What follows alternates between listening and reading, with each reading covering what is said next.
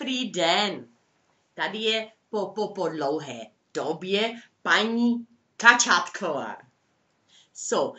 Máme dnešního hosta. Dnešní téma se jmenuje počasí. Počasí. Teď přijde náš host, pán Sluníčko. Dobrý den. Dobrý den, dobrý den, dobrý den, dobrý den, dobrý den. Jmenuji se Michal Sluníčko. Dobrý den. Kačátková. Dobrý den, paní Kačátková. Dobrý den. To je snad pan Sluníčko, moc hezký pan. Also... Já pracuji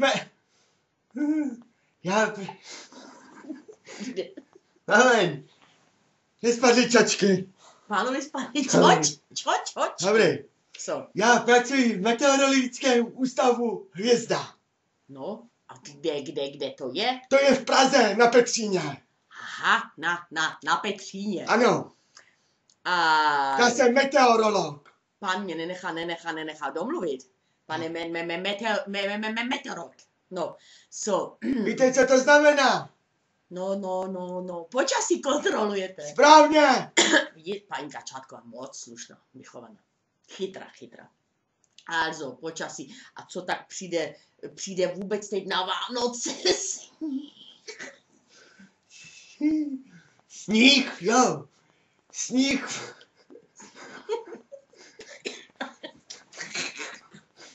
Moment. Dávaj, Sníh bude. Pardon. To vám nemůžu říct, Kačátko, protože to ještě nevíme. Satelity nám to řeknou až příští měsíc. Jo, aha. No a co tak říkáte? Satelity Říkají, že máme ozonovou díru. Díru, ano.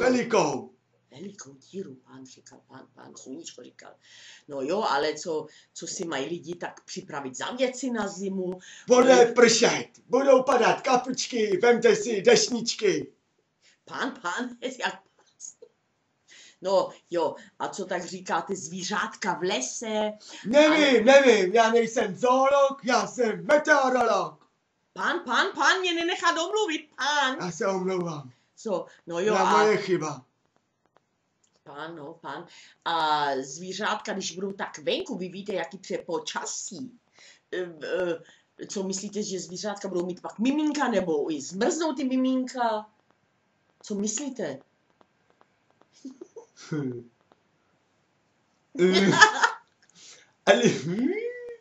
Ale to nemá s počasím nic společného.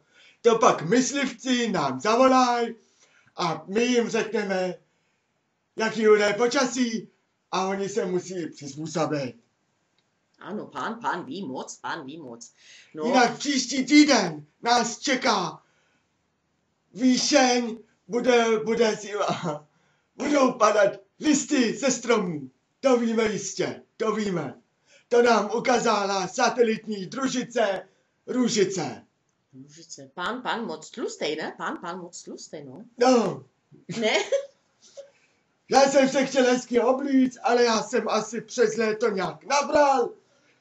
Nemůžu zapnout se.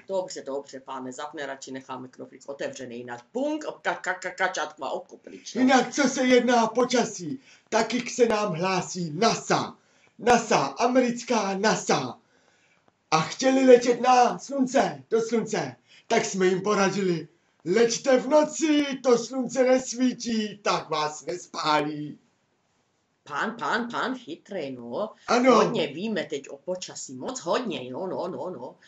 No, tak teď všechno víme, jo. tak se s panem Sluníčkem. Sluníčko, Jiří Sluníčko. Jiří, jo, Kačátková. Já vím. Takže se rozloučíme trošku s panem Sluníčkem.